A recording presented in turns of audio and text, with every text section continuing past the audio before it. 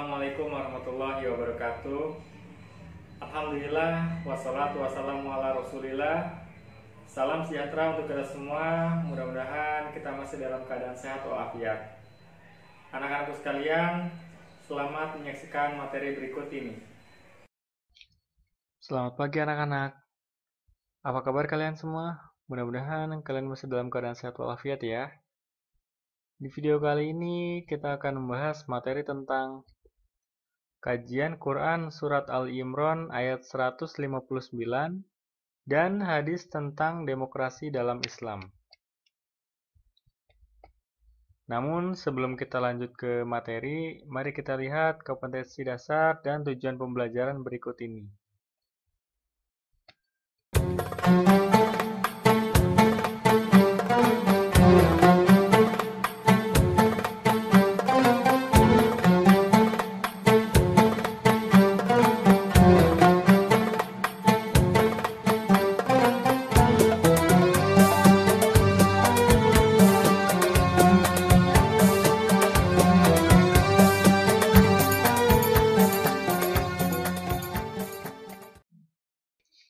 Baik anak-anakku sekalian, mari kita membaca Quran Surat Al-Imran ayat 159. A'udzu billahi minasy syaithanir rajim. Bismillahirrahmanirrahim. فَبِمَا رَحْمَةٍ مِّنَ اللَّهِ لِنتَ لَهُمْ وَلَوْ كُنتَ فَظًّا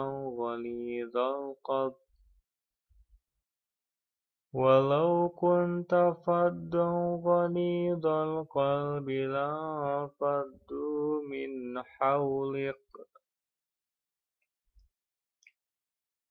فَاعْفُ عَنْهُمْ وَاسْتَغْفِرْ لَهُمْ وَشَاوِرْهُمْ فِي الْأَمْرِ فَإِذَا عَزَمْتَ فَتَوَكَّلْ عَلَى اللَّهِ إِنَّ اللَّهَ يُحِبُّ الْمُتَوَكِّلِينَ. Shadaqallahul azim.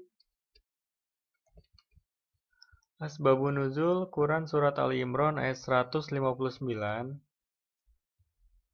Ini diambil dari kisah Nabi Muhammad di saat Perang Badar, bahwa pada waktu itu Nabi mengajak Abu Bakar dan Sayyidina Umar bin Khattab untuk bermusyawarah terkait tawanan Perang Badar. Abu Bakar memberikan usulan kepada Nabi Muhammad agar para tawanan dikembalikan lagi kepada keluarganya dengan syarat membayar tebusan. Sedangkan usulan Sayyidina Umar agar para tawanan harus dihukum dan yang mengeksekusi keluarganya sendiri.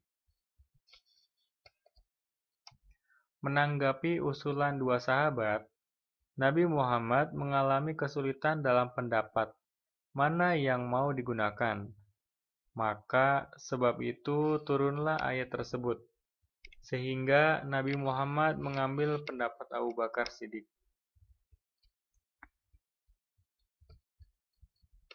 Arti Quran Surat Al-Imran ayat 159 tersebut adalah, maka berkat rahmat dari Allah engkau Muhammad harus berlaku lemah lembut kepada mereka. Sekiranya kamu berselisih keras dan berhati kasar, sehingga mereka menjauhkan diri dari sekitarmu. Karena itu, maafkanlah mereka serta mohonkanlah ampun untuk mereka. Kemudian bermusyawarahlah dengan mereka dalam urusan itu. Maka apabila engkau telah membulatkan tekad, bertakwalah kepada Allah, sungguh Allah mencintai orang-orang yang bertawakal.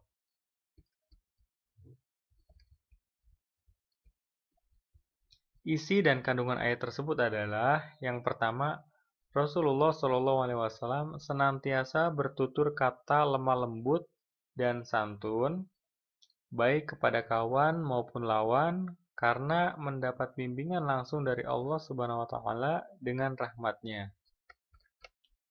Kedua, Rasulullah SAW dalam kondisi apapun selalu menunjukkan keluhuran akhlak. Ketiga, sikap keras dan kasar kepada pihak lain membuat masyarakat menjauh dan antipati. Keempat, perintah kepada Rasulullah SAW agar bermusyawarah dengan para sahabat dan pihak yang lain yang memiliki kompetensi untuk hal-hal baru. Selanjutnya nomor 5, konsisten melaksanakan hasil musyawarah, menyerahkan hasil musyawarah tersebut dengan penuh tawakal. Keenam, perintah untuk saling memaafkan apabila musyawarah sudah selesai. Sikap dan perilaku yang mencerminkan pengamalan ayat tersebut adalah yang pertama, mengedepankan sikap lemah lembut, menghindari tutur kata yang kasar dan sikap keras kepala. Kedua, selalu bersedia memberi maaf dan berlapang dada kepada orang yang berbuat salah. Ketiga, berusaha memecahkan masalah umat dengan cara bermusyawarah. Keempat, menghargai pendapat orang lain dan tidak memaksakan kehendak dalam bermusyawarah. Kelima, berusaha konsisten dengan hasil musyawarah dan mengimplementasikannya dengan penuh kesungguhan. Keenam, mengutamakan kepentingan bersama di atas kepentingan pribadi dan menjunjung semangat kekeluargaan serta kebersamaan. Poin selanjutnya adalah hadis tentang demokrasi dalam Islam. Haddatsana Abul Yamani ahbarona Syu'aibun an Zuhariyyi qala ahbaroni Abu Salamah bin Abdurrahman anna Aisyah radhiyallahu anha zaujan Nabi sallallahu alaihi wasallam ahbarathu anna Rasulullah sallallahu alaihi wasallam ja'aha hina amarahu Allah ayyukhayyira azwajahu fabada'a bi Rasulullah sallallahu alaihi wasallam faqala inni zakirun laki amran fala alaiki alla tasta'jili hatta tastamiri abawaiki wa qad alima anna abawayya lam yakuna ya'murani bifiraqihi qalat summa qala innallaha qala ya ayyuhan nabiyyu qul li azwajik ila tamamil ayataini faqultu lahu fa fi ayyi hadza astamiru abawayya fa inni uridullaha wa rasulah wad daral akhirah. Arti hadis tersebut adalah telah menceritakan kepada kami Abul Yaman, telah mengabarkan kepada kami Syu'aib dari Az-Zuhri. Dia berkata, telah mengabarkan kepadaku Abu Salamah bin Abdurrahman bahwa Aisyah radhiyallahu anha, istri Rasulullah sallallahu alaihi wasallam, mengabarkan kepadanya bahwa Rasulullah sallallahu alaihi wasallam pernah mendatangi Aisyah ketika Allah menyuruhnya untuk memilih cerai atau tetap bersama para istrinya. Beliau memulai denganku.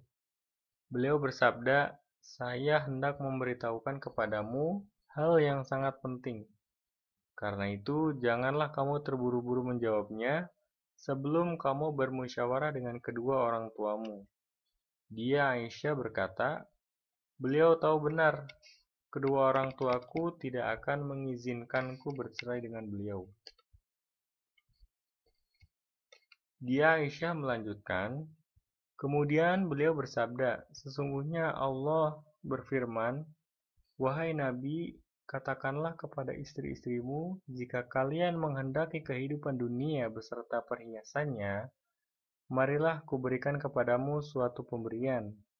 Kemudian kuceraikan kamu dengan cara yang baik, dan jika kalian menghendaki Allah dan Rasul-Nya, serta kampung akhirat, sesungguhnya Allah menyediakan pahala yang besar bagi yang berbuat kebajikan di antara kamu. Aisyah berkata, Apa untuk yang seperti ini saya harus minta musyawarah kepada kedua orang tuaku?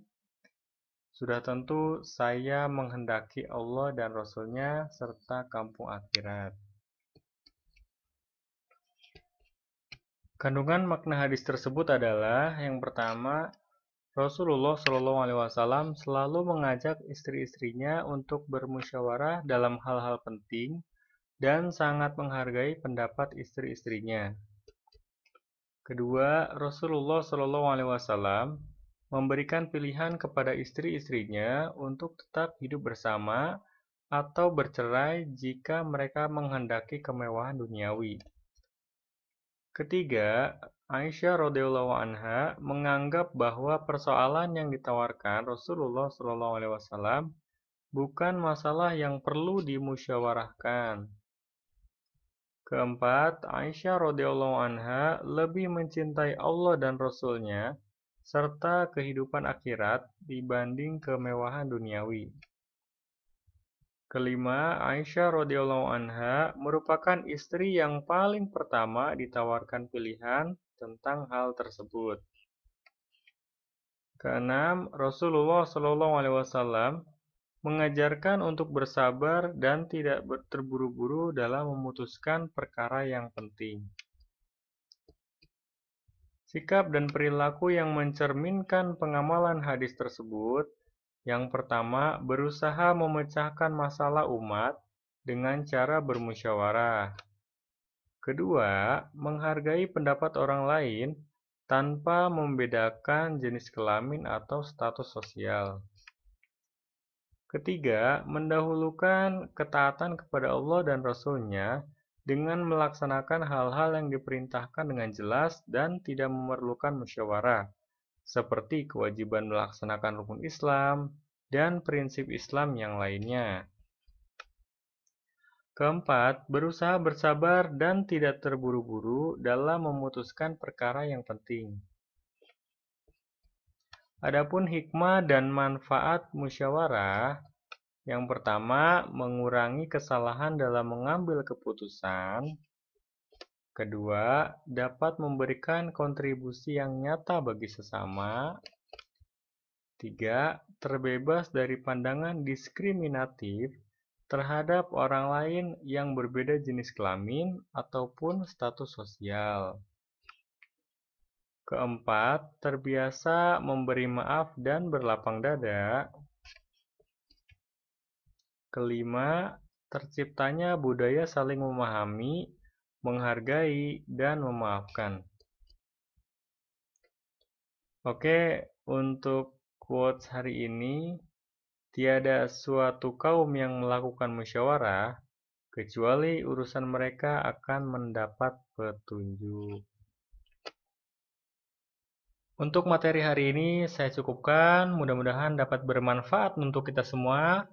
Yang belum paham, mudah-mudahan Allah segera fahamkan. Dan bagi yang sudah paham, semoga bisa membantu temannya agar lebih cepat paham. See you the next video.